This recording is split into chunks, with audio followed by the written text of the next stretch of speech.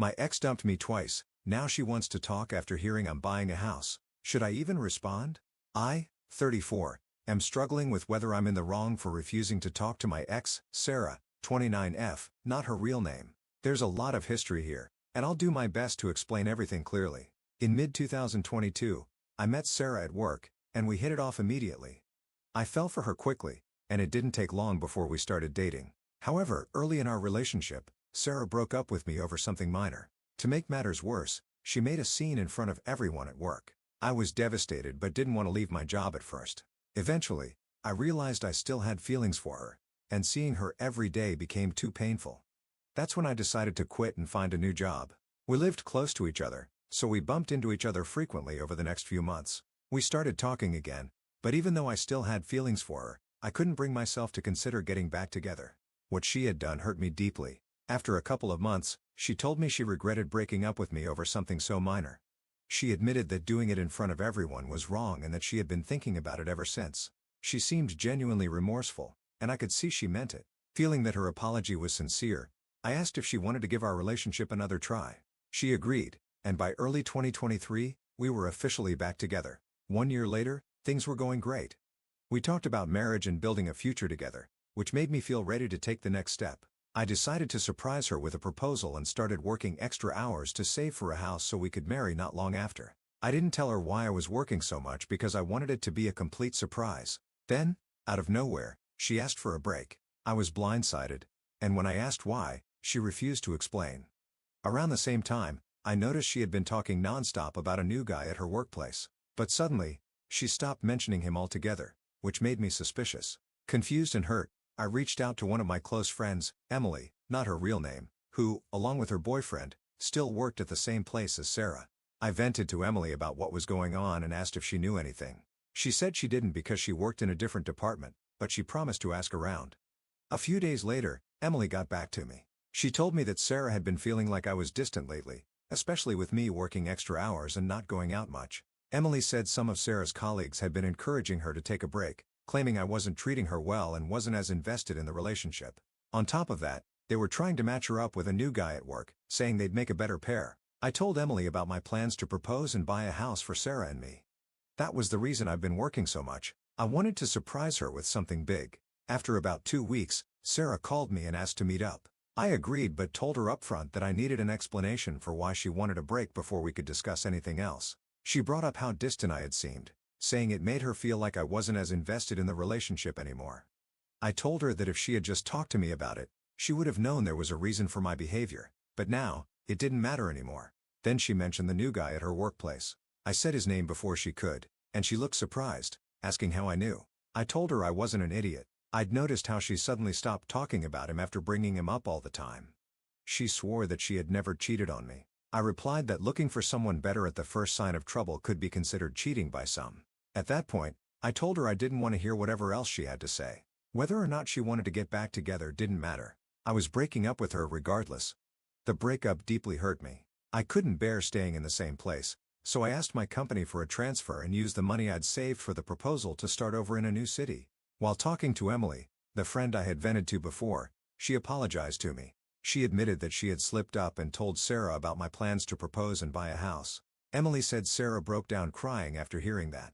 I appreciated Emily's honesty, but it didn't change what had happened. By mid-December last year, I returned to my hometown to spend Christmas and New Year's with my family. Some friends wanted to organize a party to get everyone together since many of us, myself included, had moved away and were only visiting for the holidays. Sarah was invited too. We barely interacted that night, just a quick hi in passing. At one point, I glanced at her and saw her smiling while chatting with a group of women. That smile brought back so many memories. I realized that seeing her smile still made me feel the same way I did the first time I saw it. I thought to myself, how screwed up am I that I still feel this way? Despite those lingering feelings, I was still sad and deeply hurt by how things had ended. Looking back, I also started to blame myself. I should have paid more attention to how she was feeling. I could have told her about the extra work and why I was doing it. Maybe things would have turned out differently. Later that evening, one of my friends mentioned that Sarah's relationship with the guy from her work had only lasted a couple of months. After the holidays, I planned to return to the city where I now lived. My vacation ended on January 6th, so I decided to leave on Friday. That way, I'd have Saturday to sort everything out at home and prepare for the week ahead, with Sunday to relax before going back to work. Before I left, one of my friends from back home called me. He said he had a favor to ask on behalf of someone else and warned me that I wouldn't like it. I could already feel my stomach sinking. Then he told me it was Sarah. She was moving to the same city where I live to work at a relative's company, and she needed a ride. He asked if I could take her. I didn't even think about it before I said no.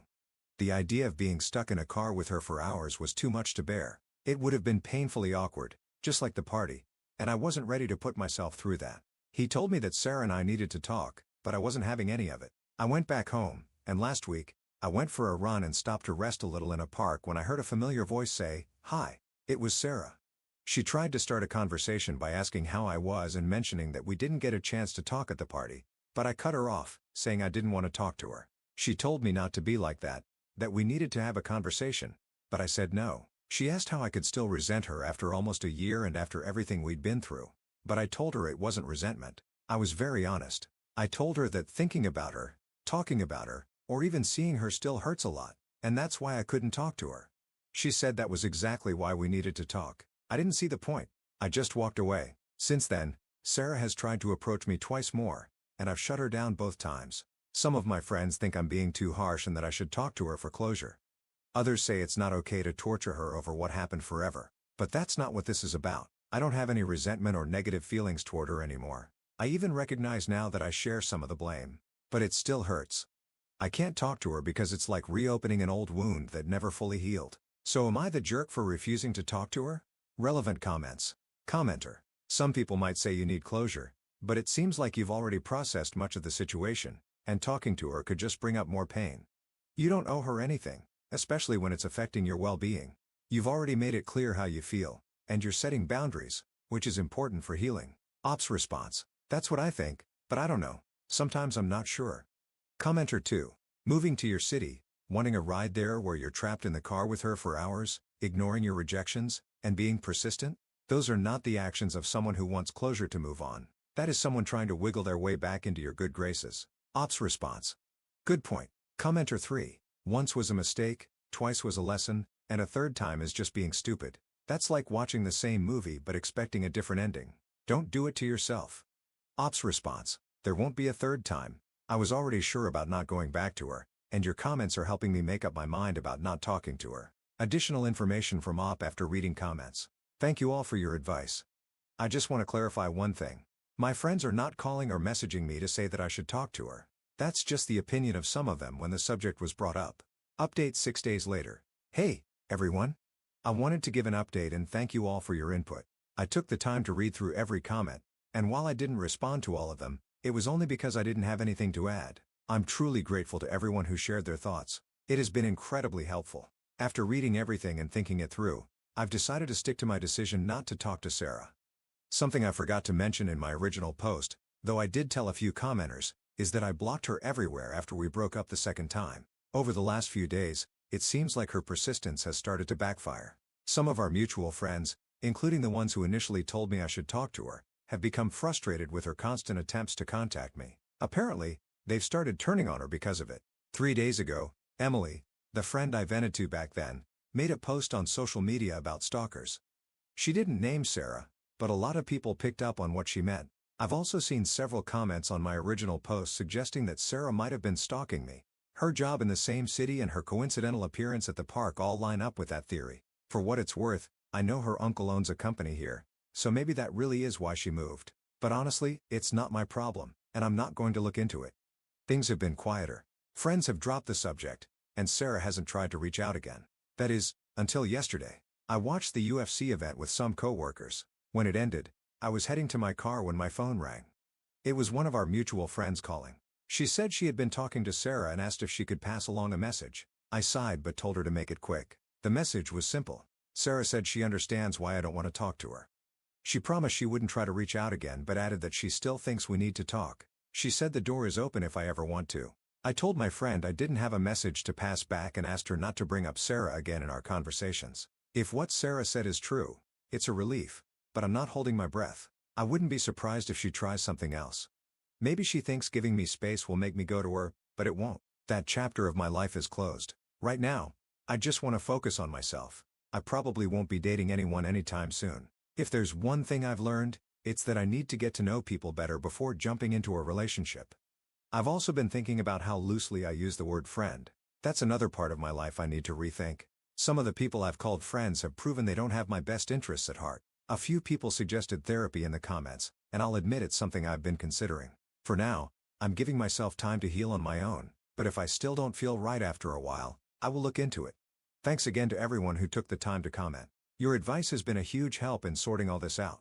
Relevant comments. Commenter. This is exactly why monkey branching is a terrible dating practice. It's cheating with extra steps. That's why she keeps pushing. She knows what she did, just like she knows what she lost. Yet, ironically, she's too naive to understand that even if y'all got back together, you wouldn't look at her the same. That's totally understandable. Ops response. You're right, it would not be the same. Commenter 2. Good for you for holding to your boundaries. The moment she wasn't getting the amount of attention she wanted, she sought out a coworker to monkey branch too. It was cheating. She wasn't remorseful, as she immediately began a relationship with that guy. All she wants now is to act like she didn't cheat on you and rekindle your relationship. She's already proven that she will cheat with whoever shows her attention. That's not someone to be in a relationship with. Have you not dated since the breakup? Personally, that helped me get over my ex-wife, who cheated. It's been a year. There's someone special out there for you. Not every woman is like your ex. Good luck. Ops response. I've dated other women since the breakup, but nothing serious.